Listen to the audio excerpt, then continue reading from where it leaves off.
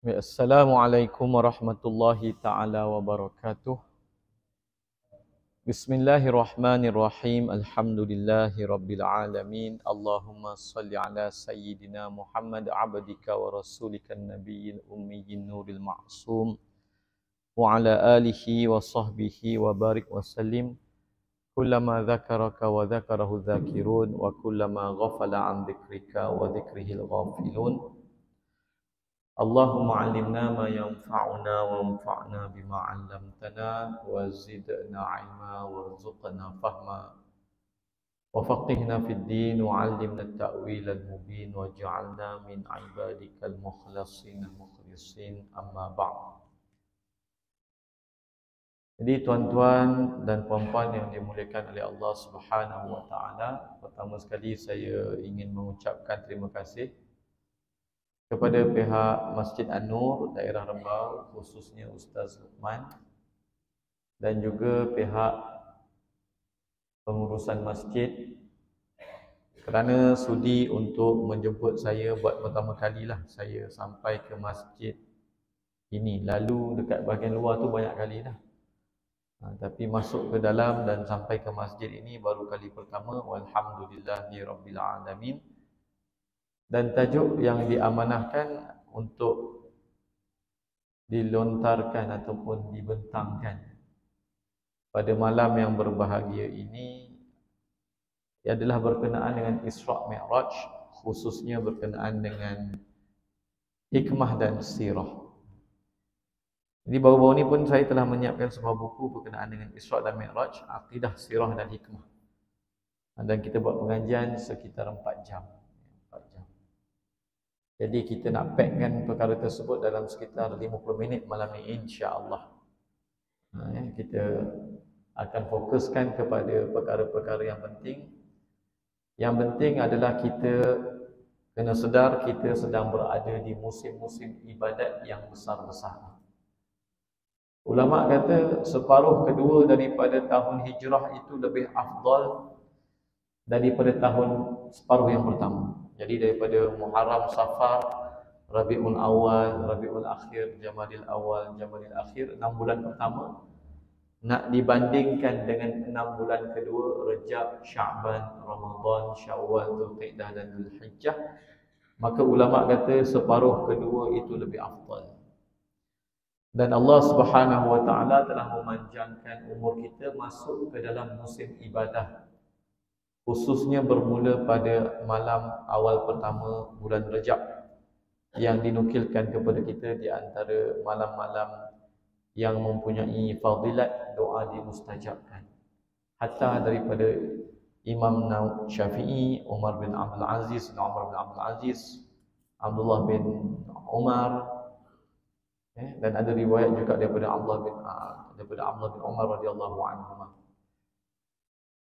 Kemudian kita alhamdulillah dah masuk ke bulan Sya'ban, juga bulan musim ibadah, dan kita menghampiri lagi 2 malam, insya-Allah malam nisfu Sya'ban, yang merupakan malam pengampunan Allah Subhanahu wa taala kepada semua umat Islam kecuali yang bertengkar dan memutuskan silaturahim dan yang membawa akidah bid'ah.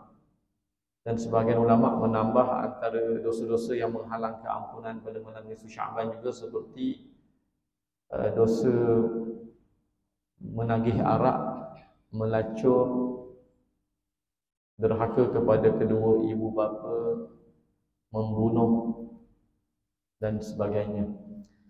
Jadi bila kita masuk dalam musim-musim ibadah ni tuan-tuan yang dimuliakan oleh Allah Subhanahu wa taala, adab yang pertama, kita kena masuk dengan taubat. Taubat daripada segala dosa, dosa terhadap Allah Subhanahu wa taala dan juga dosa sesama manusia. Bukan apa kita nak elakkan supaya kita tidak terhijab ataupun adanya dosa-dosa yang menghalang kita daripada kurniaan Allah Subhanahu wa taala pada musim-musim ibadah ini. Dan kita juga nak masuk dalam musim ibadah ini dengan ilmu. Jadi taubat dan ilmu, dan adalah menjadi munasabah apabila kita masuk ke bulan Rejab khususnya, yang dikenali sebagai bulan solat. dua perkara paling besar dan paling dahsyat yang ada dalam malam Lailatul Isra dan Mi'raj adalah pertama kemuliaan Rasulullah SAW dan yang kedua kemuliaan solat. Jadi ini dua perkara yang paling besar yang kita boleh ambil pelajaran. Jadi tuan-tuan yang dimuliakan oleh Allah Subhanahu wa taala, Isra adalah perjalanan malam. Daripada asra yusri isra'an, Allah menjalankan, Allah memperjalankan Rasulullah sallallahu alaihi wasallam daripada Masjidil Haram ke Masjidil Aqsa, manakala Mi'raj pula adalah perjalanan Rasulullah sallallahu alaihi wasallam daripada Masjidil Aqsa sampai ke Mustawa. Berlaku khilaf ulama, adakah Rasulullah sampai ke Arash? Maka mengikut Imam Al-Baijuri tak sampai. Maknanya sampai langit pertama, kedua, ketiga, keempat, kelima, keenam, ketujuh, Baitul Ma'mur, Sidratul Muntaha, syurga, Mustawa. Dan Mustawa ni di bawah Arash. Jadi itu pandangan yang tertahqiqlah di sisi Imam Baijuri. Maknanya walaupun Rasulullah SAW, kita akan tengok nanti, melihat bayangan seorang hamba Allah yang tenggelam dalam nur Arash, tetapi pandangan yang dipilih oleh Imam Baijuri adalah Rasulullah SAW tidak sampai ke Arash. Dan tuan-tuan yang dimuliakan oleh Allah Subhanahu wa taala, pertama sekali kita lihat bilakah berlakunya peristiwa yang agung ini. Maka para ulama, tuan-tuan yang dimuliakan oleh Allah Subhanahu wa taala, apabila berbincangkan tentang malam yang paling afdal sepanjang zaman daripada Allah menciptakan dunia ini sampai hari kiamat, bilakah malam yang paling afdal? Maka kata Imam Nawawi Al-Bantani, ulama bersepakat malam yang paling afdal adalah malam Maulid Nabi sallallahu alaihi wasallam, malam di mana Rasulullah sallallahu alaihi wasallam dilahirkan. Itulah malam paling afdal kerana Rasulullah sallallahu alaihi wasallam adalah hikmah atau tujuan besar, maksud besar paling utama. Allah Subhanahu wa taala mencipta 7 petala langit dan 7 petala bumi, bahkan hikmah di sebalik penciptaan Nabi Adam AS. Apabila ditanya pada Rasulullah SAW, "Ya Rasulullah, mata kunta nabiyyan?" Wahai Rasulullah, bilakah engkau telah dipilih dan ditentukan oleh Allah sebagai seorang nabi? Maka kata Rasulullah SAW, "Kuntu nabiyyan wa Adamu la munjadilun fi tinatih." Satu riwayat lain, wa Adamu baina ruhi wal jasad. Dan hadis-hadis ini diriwayatkan oleh 7 orang sahabat. Riwayat yang paling masyhur Sayyidina Jabir radhiyallahu anhu.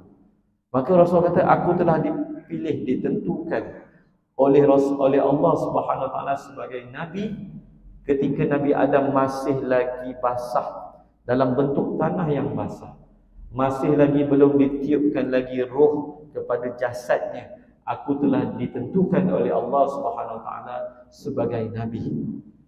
Maka sebab itu Al-Imam Abdullah bin Sirajuddin Al-Husaini mengatakan bahawa Rasulullah sallallahu alaihi wasallam adalah nabi yang pertama, pembuka kenabian di alam roh dan penutup kenabian di alam jasad atau alam dunia, dan nanti orang yang pertama sekali yang akan memberi syafaat, nabi pertama yang akan memberi syafaat kubra uzma fasl qada di akhirat, dan yang akan menjadi ketua bagi segala penduduk syurga adalah Rasulullah sallallahu alaihi wasallam.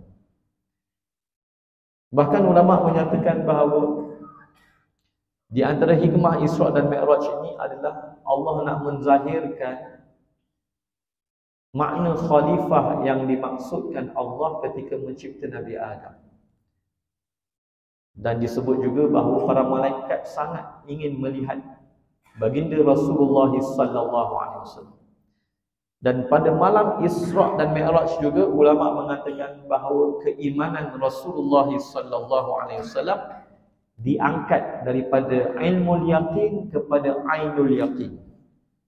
Ada yang ulama bahas lebih lagi sampai ke hakul yakin, nurul yakin, kamalul yakin dan sebagainya. Maknanya Allah telah mempertunjukkan dan memperlihatkan tanda-tanda kebesaran Allah, alam-alam ghaib yang besar-besar yang tak pernah Allah tunjukkan kepada mana-mana para nabi, bahkan tidak pernah ditunjukkan kepada para malaikat sekalipun, tapi telah ditunjukkan kepada Rasulullah sallallahu alaihi wasallam. Kalau kita tak akan nampak syurga sehinggalah kita mati dan pergi ke alam akhirat, tetapi Rasulullah telah melihat syurga, bahkan sebagian riwayat telah minum daripada air syurga pada malam Isra dan Mi'raj. Maka alam yang ghaib bagi kita, bagi Rasulullah telah pun menjadi alam yang syahadah. Jadi iman Rasulullah pada malam Isra Mi'raj bukan lagi iman biasa-biasa. Bahkan disebut apabila Rasulullah sallallahu alaihi wasallam turun daripada Isra Mi'raj, maka pandangan Rasulullah depan dan belakangnya sama. Dan Rasulullah dalam hadis yang sahih mengatakan bahawa aku dapat melihat kamu di belakangku seperti mana aku dapat melihat di hadapanku. Kesan daripada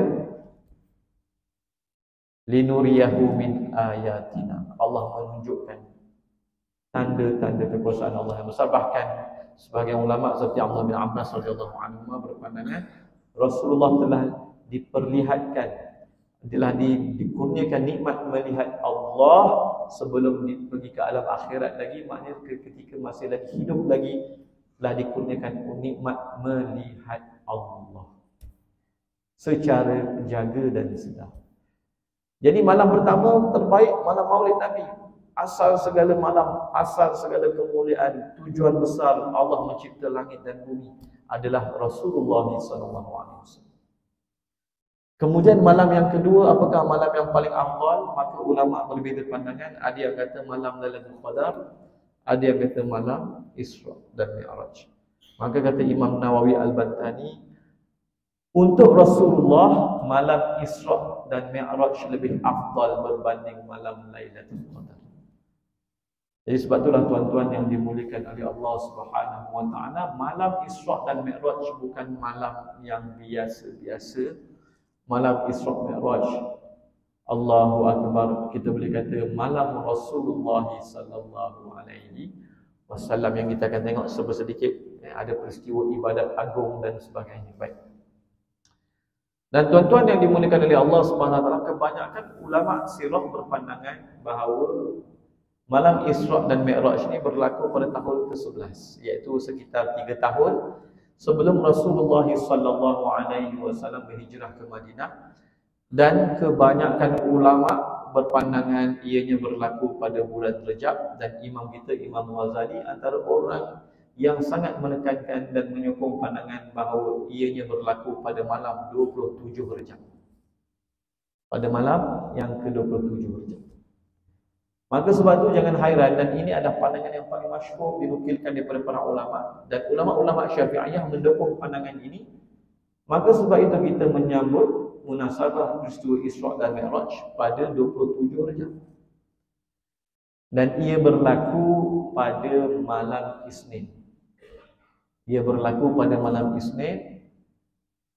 Rasulullah SAW dimusafirkan di akhir malam. Dan sebelum Rasulullah SAW dikurniakan anugerah Isra dan Mi'raj ini, maka Allah Subhanahu wa taala telah menguji Rasulullah SAW dengan beberapa peristiwa atau ujian yang berat-berat. Jadi ulama bagi tahu kepada kita, apabila ujian itu berat, sekiranya kamu berjaya melaluinya, maka habuannya besar. Maka semakin berat ujian, insya-Allah bersangka baiklah pada Allah Subhanahu wa taala, semakin besar habuan yang menanti. Maka sebelum dikurniakan Isra Mi'raj yang merupakan malam pengagungan bagi Rasulullah SAW, Rasulullah diuji dengan ujian yang berat. Pertama sekali tuan-tuan yang dimuliakan oleh Allah Subhanahu wa taala, Rasulullah SAW diuji dengan kewafatan bapa saudara baginda Abu Talib. Dan Abu Talib kita pun tahu bapa saudara Rasulullah sallallahu alaihi wasallam yang menjaga Rasulullah sallallahu alaihi wasallam selepas kewafatan Datuk Rasulullah sallallahu alaihi wasallam. Untuk kita malam ni cerita tentang Rasulullah pada malam Jumaat. Antara amalan yang sangat dahsyat pahalanya berselawat pada Rasulullah pada malam dan siang hari Jumaat. Jadi bila ada dengar nama Rasulullah, selawatlah tuan-tuan. Pahalanya sangat besar. Apatah lagi hari Jumaat, dia antara amalan yang akan dibentangkan kepada Rasulullah sallallahu alaihi wasallam. Jadi kata Rasulullah sallallahu alaihi wasallam, "Manalat minni Quraisy ma akrabuhu hatta mata Abu Talib." Orang kafir Quraisy tak dapat menyakiti aku dengan sakit-sakitnya sehinggalah wafatnya Abu Talib. Maka bila Sayyidina Abu Talib, perbahasan Sayyidina Abu Talib ni, adakah beliau dikira orang beriman di akhirat ataupun tidak, saya tak nak masuklah sebab takut masa tak mengizinkan. Cuma memang berlaku khilaf. Adakah beliau akan dikira sebagai orang beriman di akhirat nanti ataupun tidak? Ada ulama kita, Syekh Ja'far bin Zanji, mufti mazhab Syafi'i di Mekah, di Madinah, yang mengarang Maulid Barzanji. Beliau ada kitab Asnan Matalib fi Najati Abi Talib. Beliau berpandangan bahawa Abu Talib akan dibangkitkan di kalangan orang beriman di akhirat kelak, walaupun di dunia dihukumkan sebagai orang bukan Islam. Adalah pembahasan ni tuan-tuan yang dimuliakan oleh Allah. Jadi bila wafat Abu Talib, maka Quraisy makin berani buat sakit dan menyakiti Rasulullah. Bila Rasulullah sembahyang, diambilnya tanah, ditabur di atas kepala Rasulullah. Bahkan disebut diambilnya najis, diletak dalam bekas makanan Rasulullah sallallahu alaihi wasallam. Dah semakin kurang ajar. Maka kemudian kita pun tahu wafatnya Sayyidatina Khadijah, isteri Rasulullah sallallahu alaihi wasallam yang begitu mulia, yang banyak membantu perjuangan Rasulullah sallallahu alaihi wasallam. Maka Rasulullah sallallahu alaihi wasallam mula berfikir untuk menjadikan Taif sebagai tempat pusat dakwah. Maka Sayyidina Rasulullah sallallahu alaihi wasallam pun bermusafir bersama anak angkat beliau, Zaid bin Harithah. Dia bukan anak tabani, bertabani itu mula-mula itu dia begitulah kan. Ada orang Arab tapi kita kata ada anak angkat lah, anak angkat Rasulullah sallallahu alaihi wasallam, masih hubungan yang sangat rapat. Rasulullah beliau sejak muda, dan cucu beliau, anak beliau Usama bin Zaid juga sangat dikasihi Rasulullah sallallahu alaihi wasallam. Maka mereka berdua pergi ke Taif. Dan Rasulullah SAW menawarkan kepada penduduk Taif untuk terima dakwah, dan kalau terima, Taif akan jadi pusat dakwah. Dan Rasulullah duduk beberapa hari di sana berdakwah, tetapi tidak disambut dengan baik. Orang-orang Taif bahkan menolak dan mengupah budak-budak dan orang gila membaling batu kepada Rasulullah sallallahu alaihi wasallam. Maka Sayyidina Zaid bin Harithah pun pada waktu Rasulullah dibaling batu, beliau berlari mengelilingi Rasulullah sallallahu alaihi wasallam agar batu tidak terkena pada Rasulullah sallallahu alaihi wasallam, tapi kena juga. Sehingga baju Rasulullah berdarah sampai ke kasut Rasulullah sallallahu alaihi wasallam berdarah. Dan Sayyidina Zaid bin Harithah pun sampai terkena batu yang besar di kepala. Maka pada waktu inilah tuan-tuan yang dimuliakan oleh Allah Subhanahu wa taala, Rasulullah sallallahu alaihi wasallam akhirnya mula menerima bantuan daripada Utbah bin Syaibah bin Rabi'ah. Ada satu kebun yang agak 3 km daripada Taif. Maka Rasulullah masuk ke kebun tersebut dan dibantu oleh Utbah dan Syaibah, iaitu pembesar Taif juga, tetapi membantu Rasulullah. Di sinilah mula detik-detik manis. Tapi tuan-tuan yang dimuliakan oleh Allah SWT, Rasulullah SAW ketika sampai di situ, maka Rasulullah SAW tidak memaki-maki dan mencaci penduduk Taif. Tidaklah Rasulullah kata mereka ni semua degil ke, mereka ni semua keras kepala ke, dan sebagainya. Rasulullah SAW kata, Allahumma inni ashku ilaika dha'afi. Doa yang masyhur. Ya Allah, aku mengadu kepadamu kelemahanku begini. Tetapi aku tak peduli ya Allah, selagi mana tidak berlaku kemurkaanmu ke atasku. Itu doa Rasulullah apabila masuk ke kebun dan disebut Di bawah pohon tamar Rasulullah mengerjakan solat mengikut syariat Nabi Ibrahim AS dan berdoa tanpa sedikit pun mencaci orang yang membaling batu kepada Rasulullah SAW. Dan tak kali itu datang malaikat Jibril AS bersama dengan Malakul Jibal. Datang malaikat Jibril dan juga malaikat gunung ganang datang, kata, "Ya Rasulullah, ini malaikat gunung ganang. Engkau perintah sahaja apa sahaja dia akan buat." Maka malaikat gunung kata, "Ya Rasulullah, kalau kamu nak, aku akan ambil 2 bukit dan mengimpakkan kepada kaum musyrikin."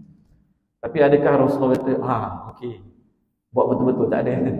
Rasulullah dengan penuh rahmat kata, "Bal arju an yukhrijallahu min aslabihim man ya'budullaha wahdahu la yusyriku bihi syai'a." Bahkan kata Rasulullah, tak, bukan itu yang aku mahu. Bahkan banyak kan, apabila Rasulullah berperang pun begitu juga. Para sahabat kata, "Ya Rasulullah, laknat ke atas mereka." Maka kata Rasulullah, "Inni lam ub'ath aw ma bu'ithtu la'anan." Aku bukan dibangkit untuk melaknat. Tapi orang hari ini ada orang kononnya memperjuangkan agama, kononnya nak memperjuangkan Quran dan Sunnah, tetapi mulutnya penuh dengan laknat. Tapi Rasulullah tak. Tengok bagaimana sentiasa.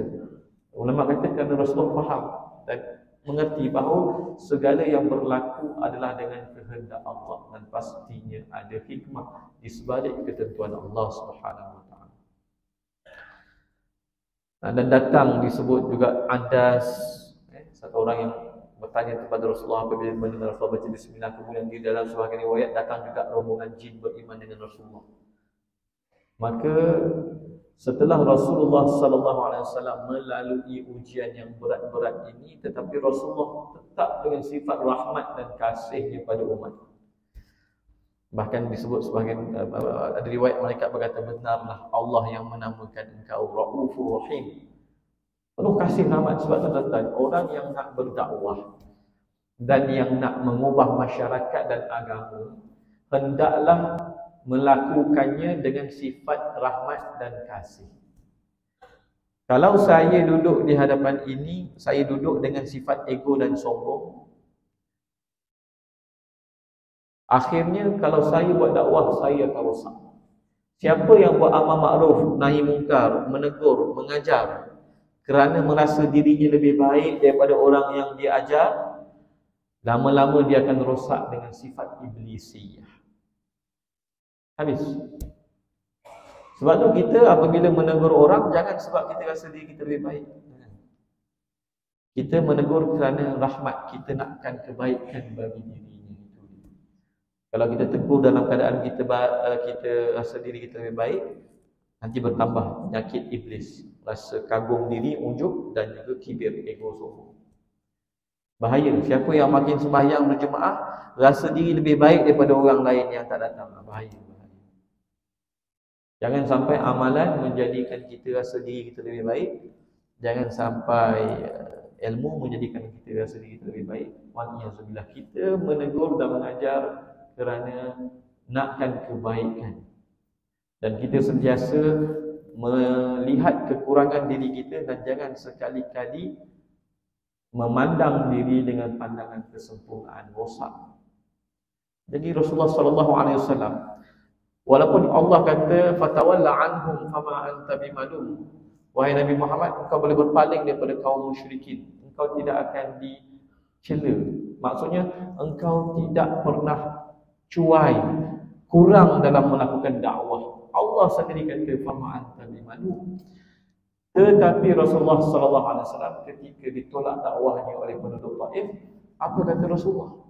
Ya Allah, aku mengadu kepadamu kelemahanku, bukannya aku mengadu kepadamu kejahatan penduduk Taif. Bukan macam itu. Maka selayaknya lah dengan sifat sebegini, Rasulullah SAW dikurniakan kurniaan yang besar.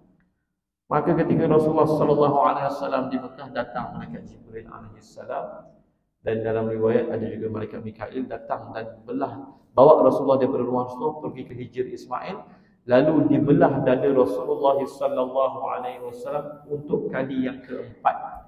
Kali pertama ketika Rasulullah masih kecil 3-4 tahun bawah jagaan Sayyidatina Halimah Sa'diyah. Kali kedua ketika Rasulullah sallallahu alaihi wasallam berumur 10 tahun. Kali ketiga ketika Rasulullah sallallahu alaihi wasallam berumur 40 tahun, dan kali keempat Rasulullah sallallahu alaihi wasallam dibelah dada ketika berumur 51 tahun, iaitu sebelum diperjalankan Isra' dan Mi'raj. Semuanya ada hikmah. Ulama kata kerana nak pergi kepada al-mala'il a'la, nak pergi ke alam-alam yang tinggi dan nak bermunajat pada Allah, isyarat bahawa betapa pentingnya kesucian rohani dan kesucian diri rohani apabila kita nak menuju kepada Allah.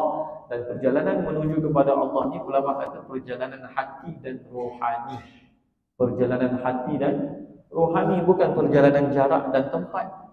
Kerana Allah itu maha suci daripada tempat, dan Allah mengatakan asra, iaitu Allah yang bersama dengan Rasulullah, menjalankan Rasulullah sejak awal perjalanan yang kita akan bincangkan nanti, agar kita tak terpengaruh dengan golongan-golongan yang sesat. Sesatnya sesat berat.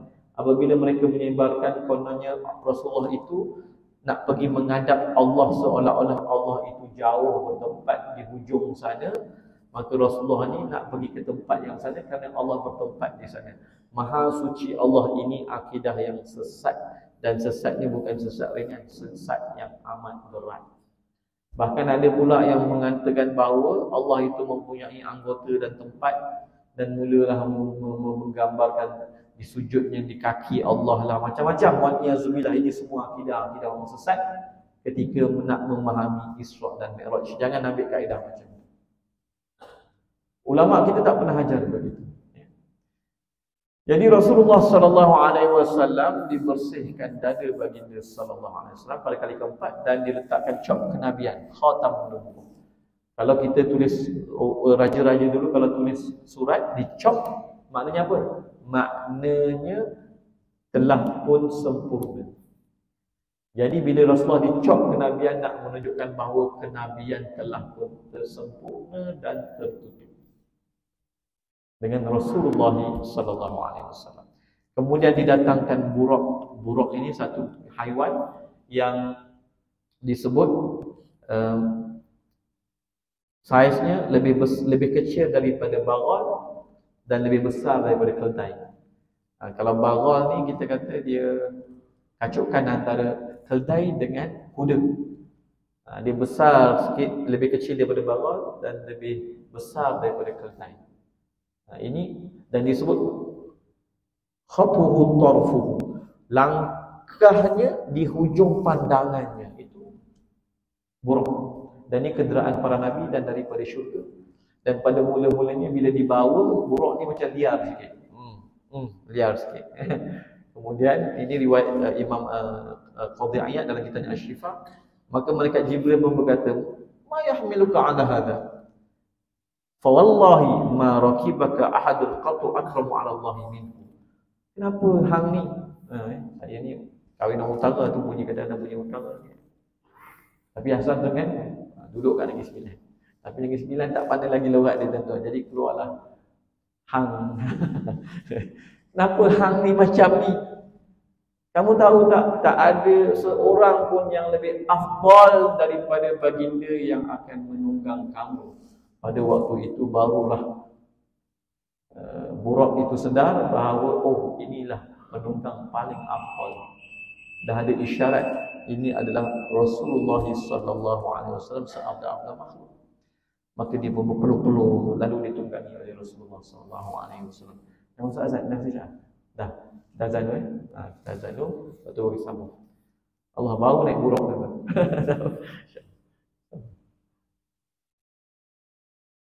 Azan ni kita bagi sambung insya-Allah.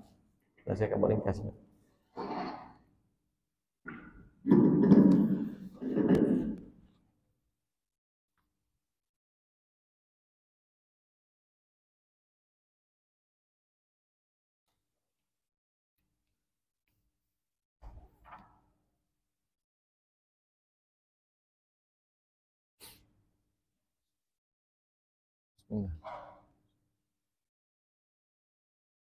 الله أكبر الله أكبر الله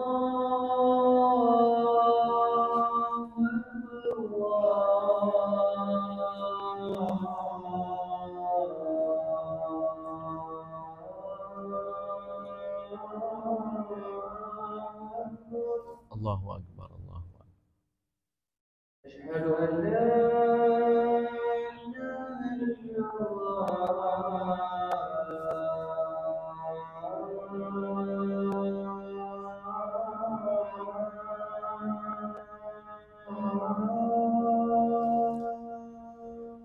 أشهد أن أشهد أن لا إله إلا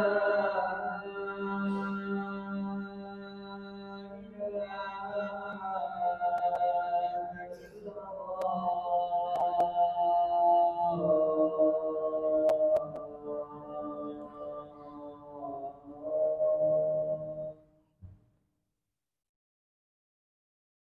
أشهد أن محمدا رسول الله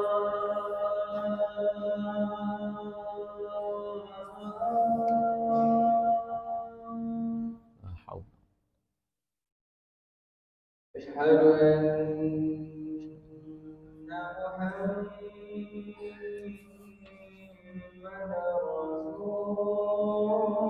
الله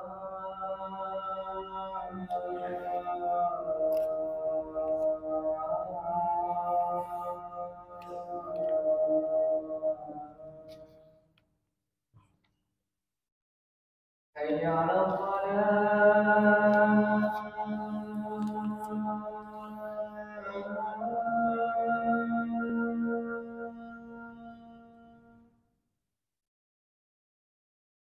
حي على الصلاة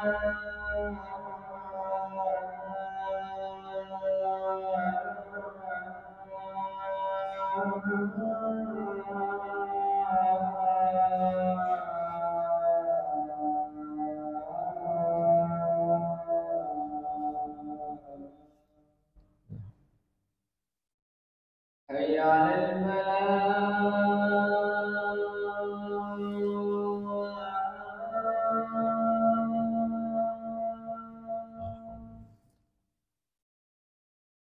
حي على الفلاح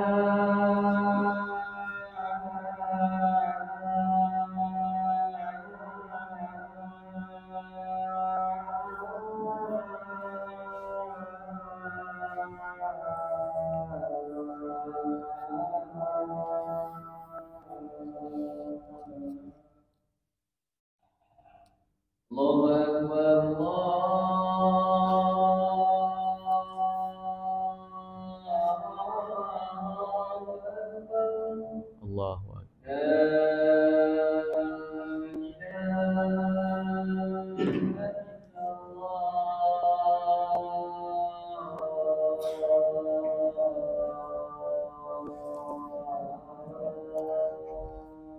الله لا إله إلا الله أشهد أن لا إله إلا الله وحده لا شريك له وأشهد أن سيدنا محمدا عبده ورسوله رضينا بالله ربا وبسيدنا محمد نبيا وبالإسلام دينا اللهم صل على سيدنا محمد وعلى آله وصحبه وبارك وسلم اللهم رب هذه الدعوة التامة والصلاة القائمة آت سيدنا محمدا الوسيلة والفضيلة والشرف والدرجة العالية الرفيعة وبعث مقاما محمودا الذي وعدته إنك لا تخلف الميعاد اللهم أنزله المقعد المقرب إنك يوم القيامة ربنا اغفر لنا ولوالدينا وارحمهم كما ربونا صغارا ربنا هب لنا من أزواجنا وذرياتنا قرة أعين واجعلنا للمتقين إماما وصلى الله على سيدنا محمد وعلى آله وصحبه وسلم alhamdulillah. Baik tuan-tuan, kita sambung dan saya akan tumpu pada yang penting-penting insya-Allah supaya kita dapat recap dulu the whole story ataupun kisahnya secara keseluruhan. Dan yang paling penting insya-Allah yang kita akan baca bila Allah Subhanahu Wa Taala menyatakan kurniaan Allah pada Rasulullah sallallahu alaihi wasallam, itu kita akan baca insya-Allah. Baik. Maka tuan-tuan yang dimuliakan oleh Allah Subhanahu Wa Taala, maka Rasulullah sallallahu alaihi wasallam pun melakukan perjalanan dan daripada Mekah ke Masjidil Aqsa ada beberapa tempat perhentian dan ada beberapa pemandangan masyahid. Maka mula-mula Rasulullah sallallahu alaihi wasallam sampai di Madinah. Maka Rasulullah sallallahu alaihi wasallam pun turun mengerjakan solat. Jadi perbahasan solat ni ulama kata adakah solat di sini solat bahasa atau solat syar'i? Kalau solat bahasa berdoa, kalau solat syar'i itu solat atas syariat Nabi Ibrahim. Kebanyakan ulama kata itu solat atas syariat Nabi Ibrahim. Jadi bila sampai ke Madinah, maka diperintahkan Rasulullah untuk bersolat dan diberitahu bahawa ini wa ilaihal muhajarah. Nanti kamu akan berhijrah ke sini. Jadi Rasulullah dah beritahu dah diberitahu dah bahawa akan berhijrah ke Madinah. Ya. Kemudian Rasulullah sallallahu alaihi wasallam dibawa ke pohon Nabi Musa di Madian. Ada sebahagian riwayat menyebut di tepi sisi kubur Nabi Musa alaihi salam. Lalu bersembahyang dan Rasulullah melihat Nabi Musa AS bersembahyang. Saya nak ulang panjang, takut tak sempat tentang janji Allah pada Rasulullah. Walaqad ataina Musal kitaba fala takun fi miryatin min liqa'i. Fala takun fi miryatin min liqa'i. Jangan kamu ragu-ragu kamu akan bertemu dengan Nabi Musa AS. Maka ulama kata ada yang kata maksudnya di akhirat. Tapi ramai juga ulama yang mengatakan maksudnya pada malam Isra dan Mi'raj. Maka Rasulullah pergi ke pohon Nabi Musa di mana Nabi Musa AS berehat ketika keluar daripada Mesir. Daripada situ jumpa dengan anak Nabi Shu'aib dan seterusnya lah. Kemudian dibawa pergi ke Bukit Tursina, tempat di mana Nabi Musa AS bermunajat dengan Allah Subhanahu wa Ta'ala. Turun sembahyang. Maknanya dah ada isyarat. Ibadat sembahyang ni bukan antaralah, merupakan jalan menuju Allah yang paling baik. Semakin dekat kita dengan Allah, kita akan semakin rasa seronok untuk bersolat dan semakin cinta kepada solat. Bahkan sebaik-baik hal keadaan manusia atas muka bumi adalah ketika dia bersolat. Cuma tempat yang paling afdal dalam solat, khilaf ulama. Mazhab Syafi'i kata paling afdal ketika berdiri membaca Al-Quran. Mazhab Ahmad bin Hanbal kata ketika sujud. Tapi ada 3 tempat yang paling utama dalam solat. Ketika kita membaca Al-Quran, ketika berdiri, itu waktu munajat. Kemudian waktu paling dekat adalah ketika sujud. Maka banyakkan berdoa, khususnya ketika bersembahyang bersendirian dalam bahasa Arab ataupun dalam hati, tak ada masalah. Kemudian ketika kita duduk tahiyat akhir, ulama kata tahiyat akhir ni masyahid bagi malam Isra dan Mi'raj dan merupakan penyejuk mata Rasulullah sallallahu alaihi wasallam. Saya pergi ke situ dulu. Bila kita duduk dekat tahiyat akhir, pertama sekali kita bagi salam pada Allah.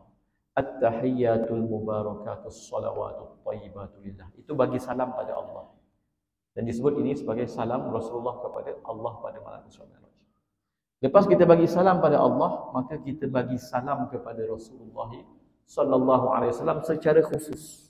Assalamu alayka ayyuhan nabiyyu wa rahmatullahi wa barakatuh. Bahkan ulama kata pada ketika ini sunat muakkad menghadirkan hati khusyuk ketika assalamu alayka ayyuhan nabiyyu wa rahmatullahi wa barakatuh. Bagi salam pada Rasulullah, dan sebagian ulama menyatakan ini adalah kita panggil pemandangan ataupun peristiwa Allah memberi kurniaan salam kepada Rasulullah. Yang ketiga, kita bagi salam kepada semua orang beriman, malaikat, jin dan manusia. Assalamu alayna wa ala ibadillahis salihin. Dan ulama kata ini salam Rasulullah menyertakan seluruh yang beriman dalam kurniaan kesejahteraan Allah kepada Rasulullah. Jadi kita mulakan dalam tahiyat akhir itu 3 salam.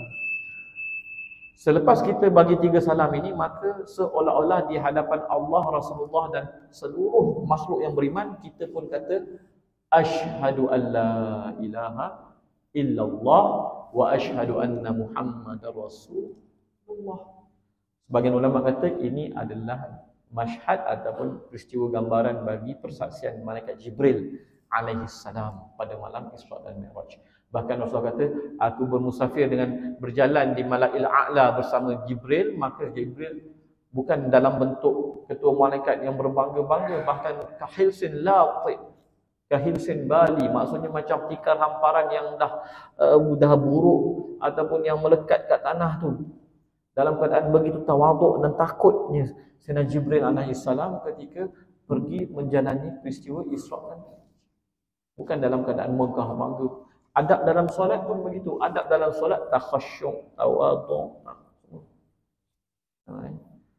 Kemudian kita berselawat ke atas Rasulullah, ali Rasulullah, Sayyidina Nabi Ibrahim dan Ali Sayyidina Ibrahim, maka ulama kata ini masyhad para malaikat. Para malaikat di Mala'il A'la sentiasa berselawat ke atas Rasulullah sallallahu alaihi wasallam. Maka disebut juga disertakan bersama selawat kepada Rasulullah itu selawat ke atas ali Rasulullah.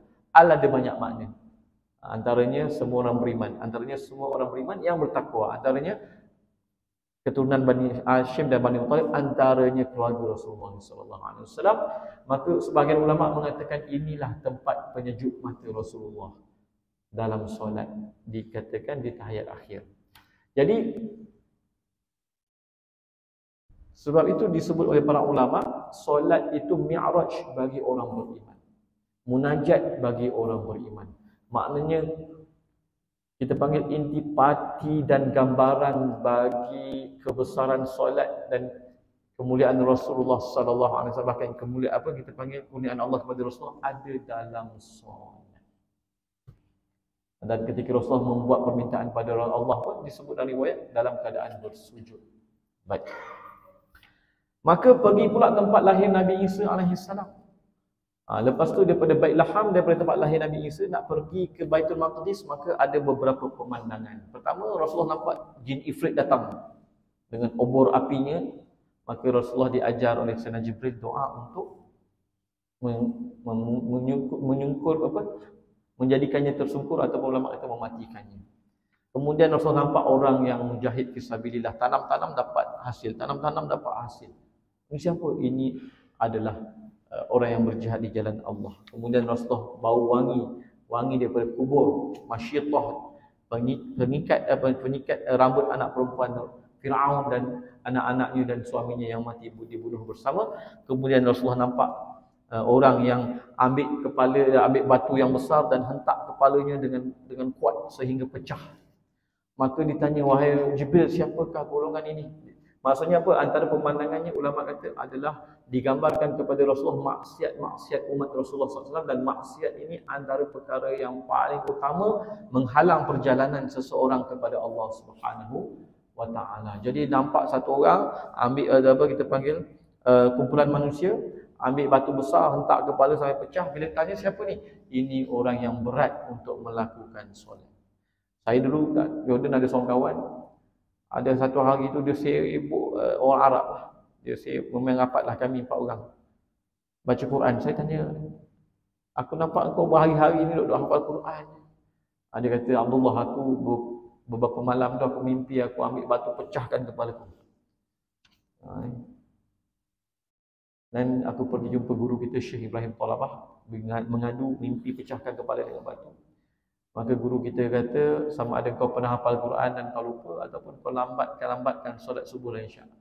Oh, dia kata, aku dulu hafal Quran dan aku lupa. Tu sibuk balik hafal Quran. Ada pula kawan saya, tapi bukan kisah Isra Mi'raj lah. Dia mimpi kena bakar dekat api neraka 3 malam. Dia suka main gitar kan. Sekali tengok hari tu dia tarik semua tip-tip dia. Apa khabar ni cerita ni? Oh, itulah dia kata, aku mimpi 3 malam kena bakar dengan api neraka. Insaf taubat. Itu dah tahun akhir semester akhir. Cemerlang pula semester tu. Dia kata, kenapalah tak mimpi awal-awal lagi. Kalau mimpi awal lagi mungkin jadi pelajar cemerlang. Adalah hikmah-hikmah tu ya. Kemudian jumpa orang yang digembala macam haiwan ternakan. Hanya ada kain yang sedikit menutup kubul dan dubur.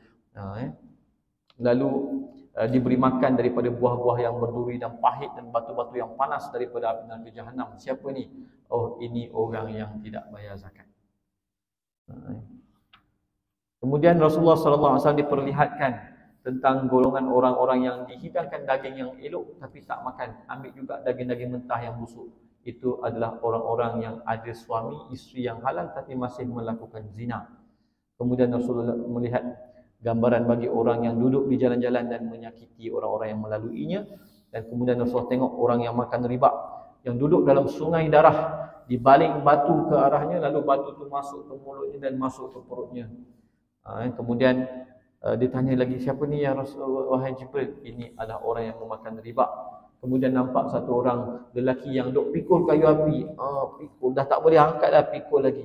Maka kata Sayyidina Jibril, ini orang yang ada banyak amanah tapi masih lagi nak menanggung amanah yang baru. Kemudian Rasulullah SAW melihat orang-orang yang lidah dan bibir-bibir mereka dipotong daripada gunting, daripada besi, dan apabila digunting dikembalikan balik, lalu diazab tak putus-putus.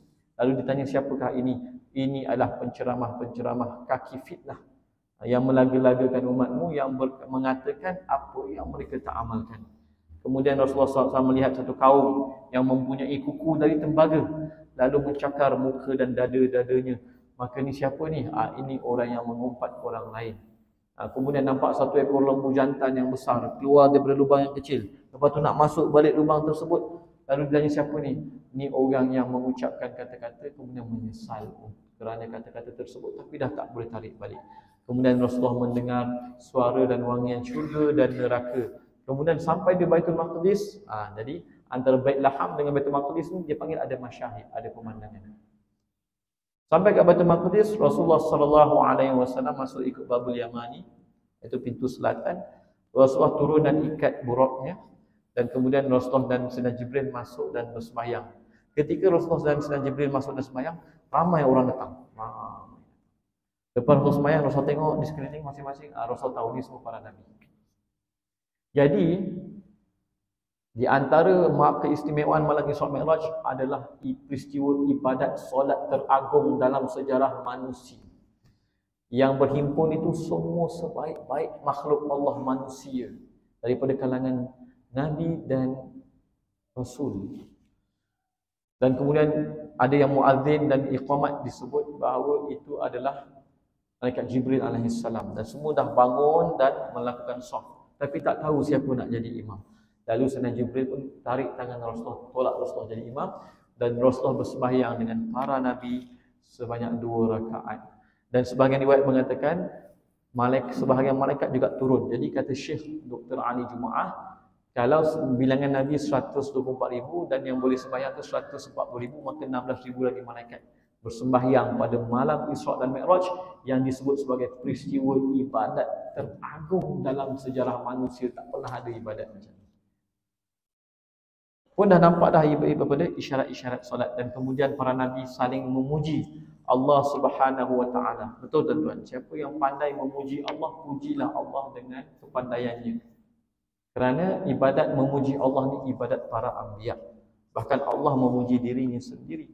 Kemudian para Nabi mula berbincang tentang hari akhirat, dan kemudian Rasulullah merasa dahaga sebelum dimi'rajkan ke langit, maka dibawa susu, arak, dan sebagian riwayat kata madu. Maka ketika itu arak belum diharamkan lagi, Rasulullah pilih susu sesuai dengan fitrah dan sebagainya. Kemudian Rasulullah SAW dinaikkan ke langit. Ada riwayat mengatakan bahawa Burak sampai ke langit dunia, tapi pandangan yang lebih tepat adalah Rasulullah daripada Baitul Maqdis ke langit dunia Mi'raj, seumpama ada tangga begitu, ataupun dipanggil sulam rabbani, naik begitu. Sampai langit pertama ditanya, siapa ni? Jibril. Siapa bersamamu? Nabi Muhammad SAW. Dah diutuskan. Marhaban, marhaban. Maka naiklah ke langit yang pertama, jumpa Nabi Adam AS, dan ada kisah yang panjang di situ. Kemudian dalam sebagian riwayat Rasulullah SAW di langit pertama juga ada masyahid yang hampir serupa. Antara tambahan-tambahannya adalah Rasulullah SAW melihat beberapa kumpulan manusia yang perut mereka besar seumpama rumah, terdapat ular dalam perut mereka yang dapat dilihat daripada luar, dan bila mereka jatuh tersungkur, lalu mereka akan berkata, Allahumma la tuqimis sa'ah, ya Allah jangan dirikan hari kiamat. Tu siapa ni? Jibril kata, ini orang makan riba. Orang yang makan riba tuan-tuan, awal-awal lagi ketika dibangkitkan di akhirat kelak, nak dibangkitkan kita ni bukan sistem rahim.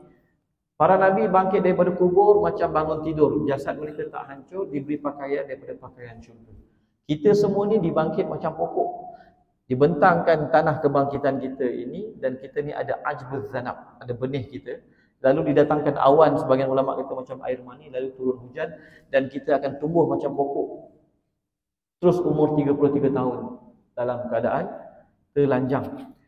Tetapi untuk golongan pemakan riba, mereka akan berjalan dalam macam orang gila, jatuh tersungkur macam tu.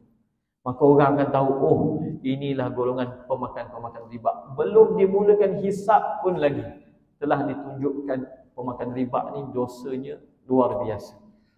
Dan kemudian ada yang kumpulan manusia yang bibir tebal macam bibir unta.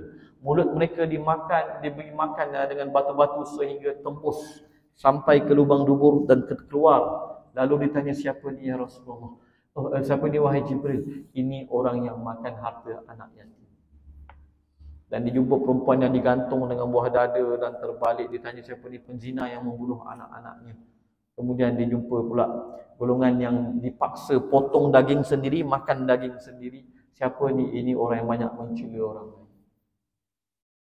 Kemudian langit kedua jumpa dengan Nabi Yahya dan Nabi Musa alaihissalam. Kemudian pada langit yang ketiga bertemu dengan Nabi Yusuf alaihissalam. Kemudian di langit yang keempat bertemu dengan Nabi Idris alaihissalam. Kemudian ke langit yang kelima bertemu dengan Nabi Harun alaihissalam. Ke langit yang keenam bertemu dengan Nabi Musa alaihissalam. Dan kemudian ke langit yang ketujuh bertemu dengan Nabi Ibrahim alaihissalam yang sedang menyandarkan badannya ke Baitul Ma'mur. Kemudian sampai di langit yang ketujuh, sebelum masuk Baitul Ma'mur, kata Sayyidina Jibril, wahai Muhammad, inilah tempat kamu dan umatmu.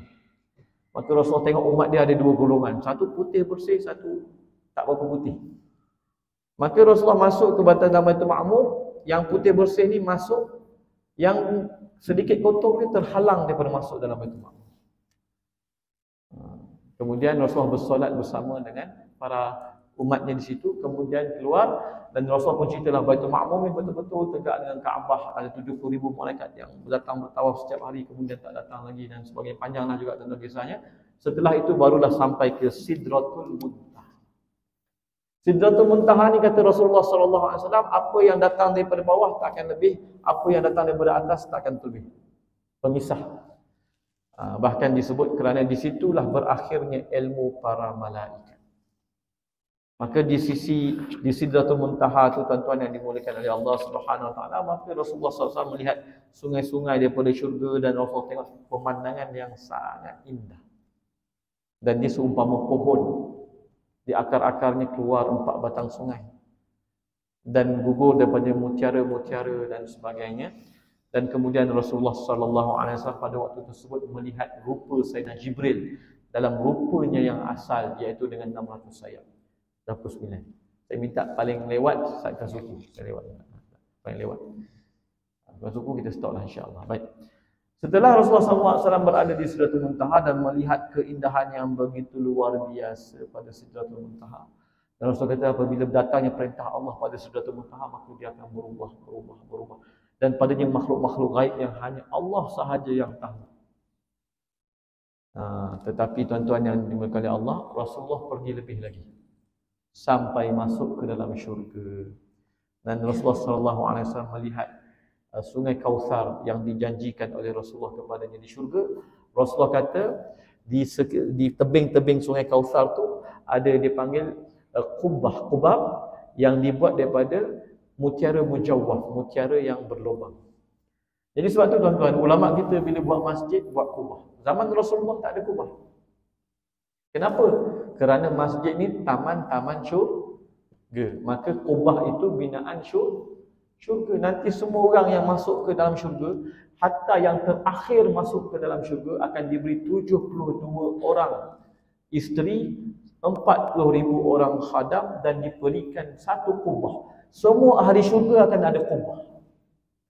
Bahkan sebagian ulama kata Arash tu ibarat kubah bagi seluruh alam. Sebab tu dia di atas syurga Firdaus. Maka sebab itu ulama kita bila buat masjid letak kubah. Bila tanah kubur-kubur para imam yang besar-besar, dia letak atasnya kubah. Ada setengah orang kaum yang jahil dia kata menyembah. Bukan menyembah. Kubah itu maksudnya tempat ini taman daripada taman-taman syurga. Maka diletakkan di masjid, masjid taman-taman syurga. Diletakkan di kubur Rasulullah, Qubbatul Khadra, kubah yang hijau itu. Kerana kubur Rasulullah, kubur Sayyidina Abu Bakar dan Umar, taman daripada taman-taman syurga. Kubur para ulama, taman-taman syurga. Ada orang tak faham, dia kata ini syirik lah, apalah. Kemudian dia robohkan dan dia boom dan dia kapirkan semua umat Islam dan sebagainya. Tak lain tak bukan Wahabi lah tu. Kena sebut juga. Baik. Kemudian tuan-tuan yang dimuliakan oleh Allah Subhanahu Wa Taala, Rasulullah SAW terus bergerak dan Rasulullah pun minum. Dan saya nak kata saya nak berkata, ya Rasulullah, innaha la na'imah. Indahnya kisah ini, maksudnya nikmatnya ini. Kata Rasulullah, kalau minum ni lagi nikmat, dan aku harap engkau satu hari akan minum daripadanya. Dan kemudian barulah Rasulullah naik lebih lagi daripada syurga di satu tempat yang disebut sebagai mustawa.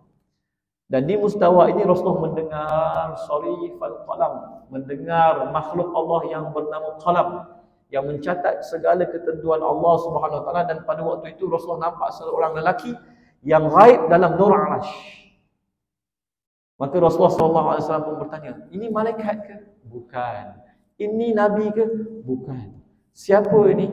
Pertama dijawab, hadza rajulun kana fid dunya lisanuhu ratbun bi dzikrillah. Ini lelaki yang ketika di dunia itu lidahnya berzikir kepada Allah, basah berzikir kepada Allah, banyak berzikir kepada Allah. Kita tak ada masalah tentang masalah banyak zikir, tuan-tuan. Masalah kita kalau kurang zikir. Ada setengah orang kalau kita banyak zikir masalah, kalau kita tak zikir okey saja. Itu orang yang tak faham tentang kemuliaan zikrullah.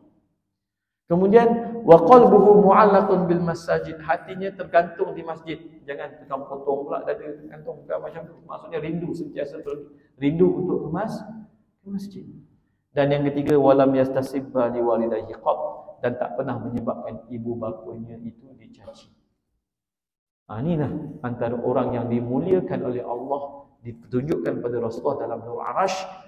Antara sifat utamanya banyak berzikir dan rindu dan sering berulang alik ke masjid dan sangat berbakti kepada kedua ibu bapa. Baik, maka di situlah Allah Subhanahu Wa Taala bertajalli. Maksudnya Allah tempat itu bagi Rasulullah. Tempat Nabi Adam bercakap dengan Allah di syurga. Tempat Nabi Musa bercakap dengan Allah di Tur Sina. Allah Maha Suci daripada tempat. Allah sedia wujud sebelum tempat, tanpa ada tempat, dan Allah mencipta tempat bukan kerana berhajat pada tempat, dan Allah tak berubah setelah menciptakan tempat. Dan tempat yang paling besar, makhluk Allah yang paling besar adalah Arasy. Tapi Allah Maha Suci daripada berhajat kepada Arasy. Jadi mustawa itu, tempat munajat itu, kata Imam Nawawi, bukan tempat bagi Allah Maha Suci Allah daripada tempat, tapi tempat bagi Rasulullah sallallahu alaihi wasallam. Dan tempat itu bukan sekali Rasulullah pergi, berkali-kali berulang alik apabila dicadangkan oleh Nabi Musa alaihi salam. Maka saya nak baca ni, tuan-tuan. Maka bila Rasulullah sallallahu alaihi wasallam sujud, maka dikatakan kepada Rasulullah, mintalah. Maka Rasulullah pun berkata, ya Allah, Engkau menjadikan Nabi Ibrahim sebagai Khalil dan memurniakannya kekuasaan yang agung. Engkau telah berkata-kata dengan Nabi Musa tanpa hijab. Engkau memurniakan Nabi Daud begini, Engkau memurniakan Nabi Sulaiman begini, dan Engkau memurniakan Nabi Isa begini-begini. Maka Allah Subhanahu Wa Taala pun berfirman, ini saya baca penuh lah.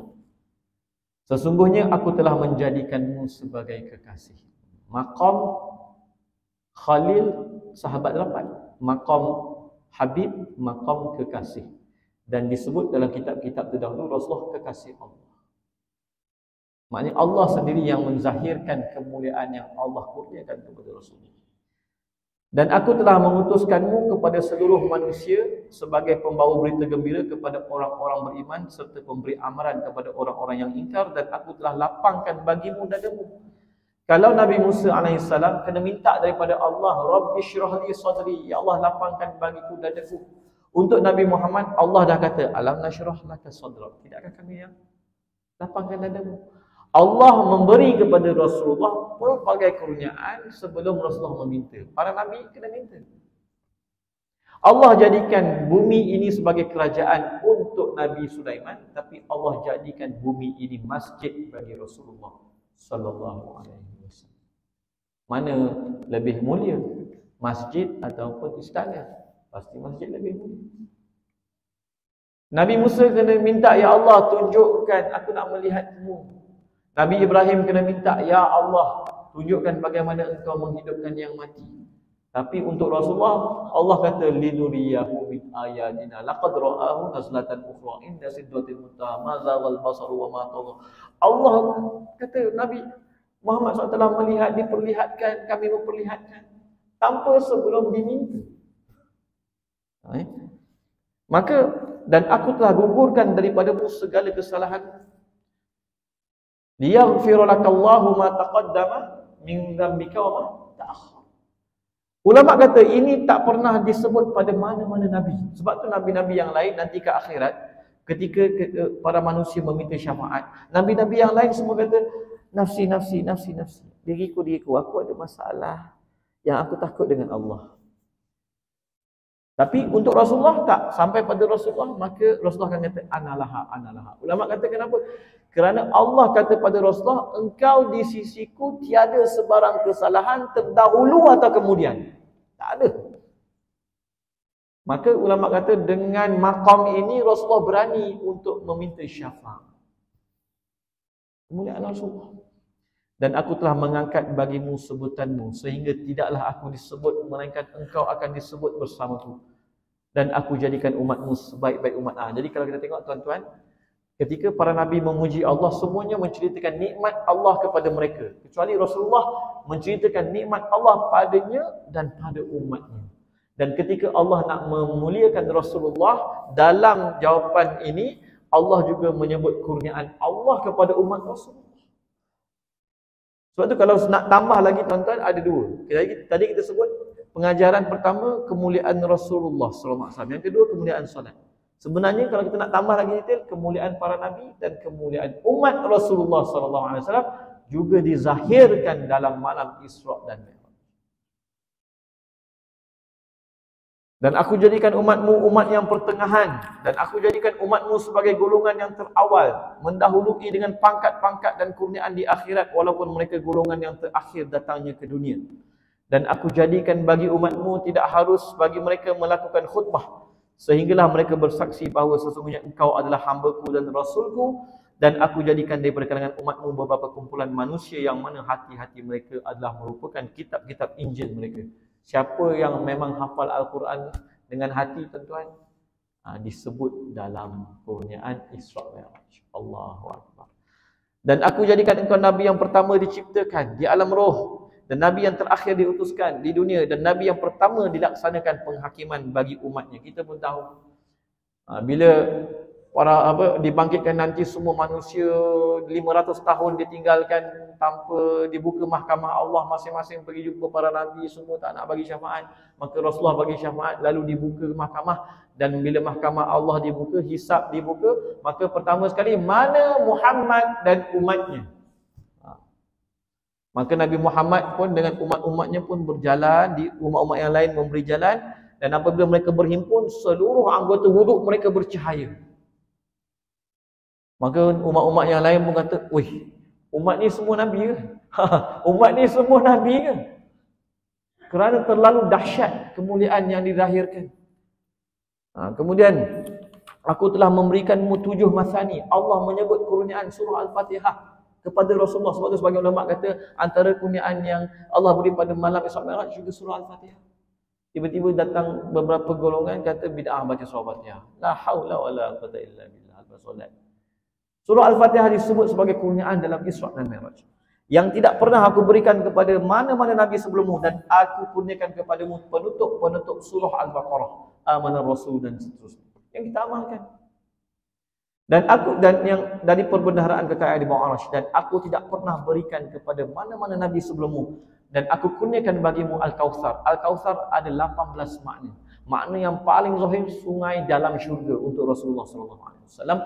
Airnya lebih manis daripada madu, lebih putih daripada susu, dan sekali minum tak akan dahaga selama-lamanya. Sebab tu kita sebelum masuk syurga, insya-Allah, moga-moga ya Allah, akan minum air telaga Rasulullah. Sebab apa? Sebab bila minum je kita tak akan rasa lapar.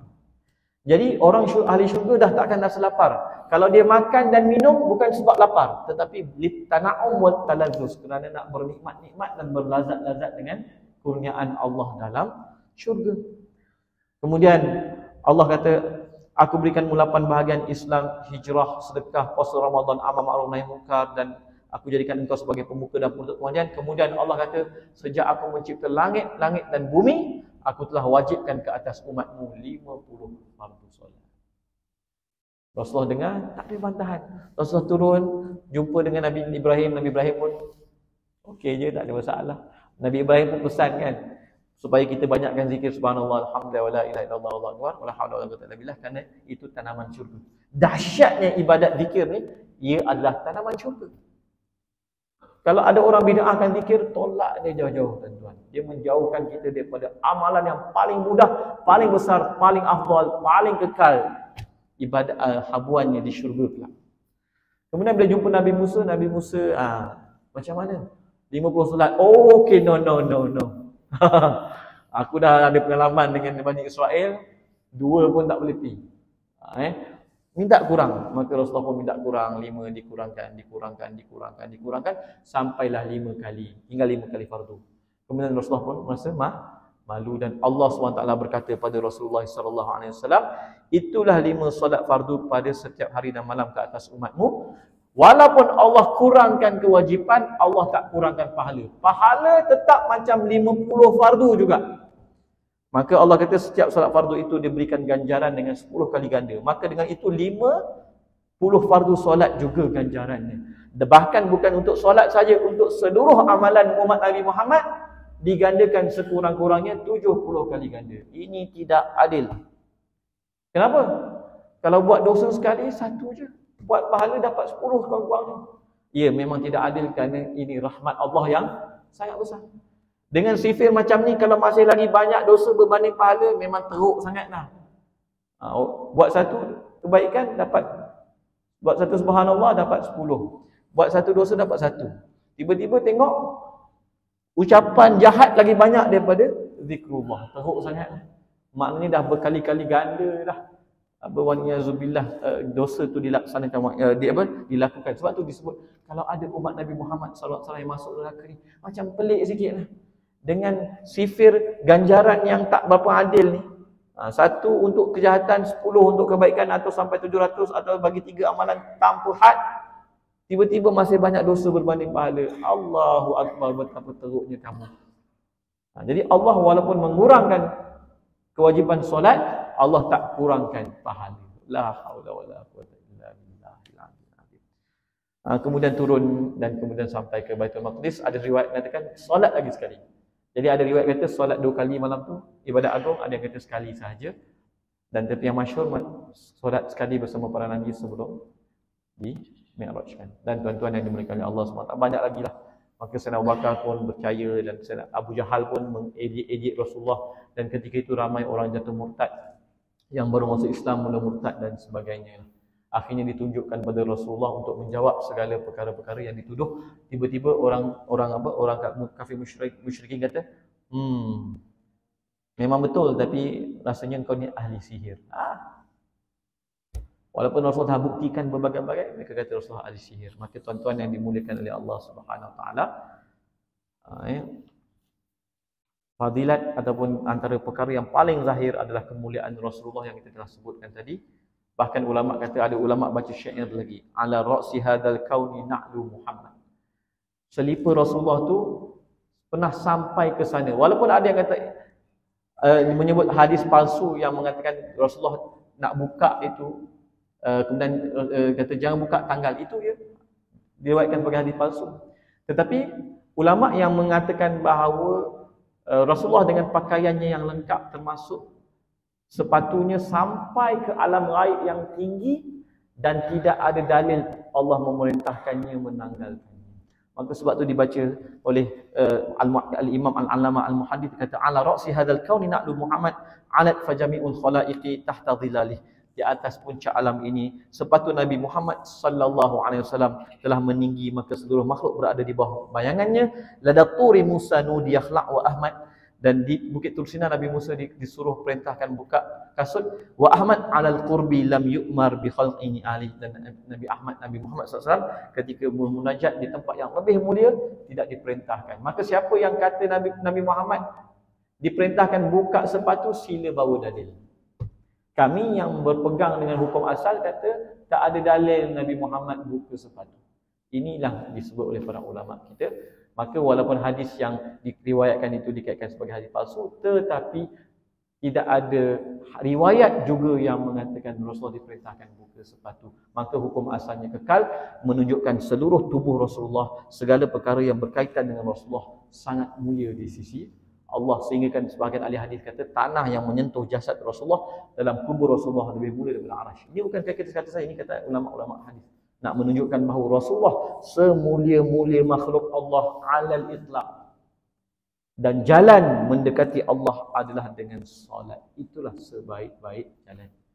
Maka sebab tu tok guru kita dulu ada suluk solat. Mereka sembahyang satu hari sekitar 100 rakaat. Baba Aziz Al-Fatani cerita Tok Kenali ketika sampai di Mekah berjumpa dengan Syekh Wan Ahmad Al-Fatani, mula-mula diberi 50 solat rakaat solat, lepas tu 100.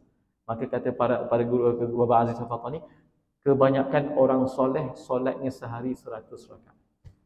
Jadi kalau kita ni fardu 17 rakaat, carilah tambah-tambah sikit 100 rakaat. Tak cukup hari-hari biasa sebab sibuk bekerja, paling kurang kata guru kita paling kurang hari-hari cuti. Itu pun susah, paling kurang lagi hari-hari musim ibadat. Itu pun susah, paling kurang adalah satu hari tuan-tuan cuba buat satu hari 100 rakaat. Moga-moga dapat kita menghayati yang dipanggil sebagai solat adalah jalan suluk mendekatkan diri pada Allah dengan sebaik-baiknya. Mohon maaf di atas terlebih juga masa 5 minit. Asalnya nak 9 suku. Tapi begitulah tuan-tuan, jarang datang ni adalah sikit apa kita panggil kebenaran khas. Okey, moga-moga kita jumpa lagi pada masa akan datang dan moga-moga ia memberi manfaat kepada tuan-tuan dan khususnya saya lagi. Moga-moga lah ya Allah jadikanlah kami daripada orang yang rasa beruntung dijadikan umat Nabi Muhammad sallallahu alaihi wasallam, dimuliakan dengan Rasulullah dan kelebihan Rasulullah dan kelebihan solat. Allahu akbar, kita serahkan kepada Tuan Imam kita Tuan Muhammad. Mohon maaf sekali lagi. Assalamualaikum warahmatullahi wabarakatuh.